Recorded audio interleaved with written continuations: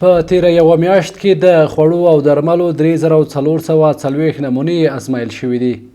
د افغانستان د خوړو او درملو ملي ادارې د لابراتوارونو ریاست مسؤلین وایي چې د روان 1401 هجري شمسي کال د مرغومې یا جدي میاشتې له پیل څخه یې تر پایه پورې د درملو، خوړو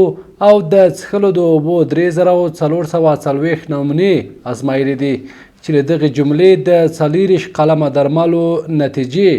منفي راوتې دي. په دې وروستۍ میاشت کې تقریبا 3400 نمونې د درملو، خوراکي توکو او اوبو تجزیه کړي دي چې د هغې له جملې نه 3300 نمونې د درملو او تقریبا 140 نمونو پورې د غذایي توکو او اوبو تجزیه شوي دي او د هغې له جملې نه تقریبا 40 نمونې منفي. یاد ریاست مسؤلین زیاتوي چې له دغه طریقه یې 2.8 میلیونه افغانۍ د دولت خزانې ته ورجمع کړي دي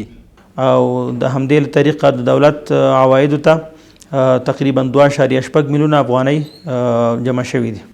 د یاد ریاست مسؤلین وایي چې د خوړو او درملو ملي ادارې په هڅو یې د درملو د سوداګرو او پانګوالو ستونزو ته د رسیدنې په موخه خپل ظرفیت لوړ کړی ده.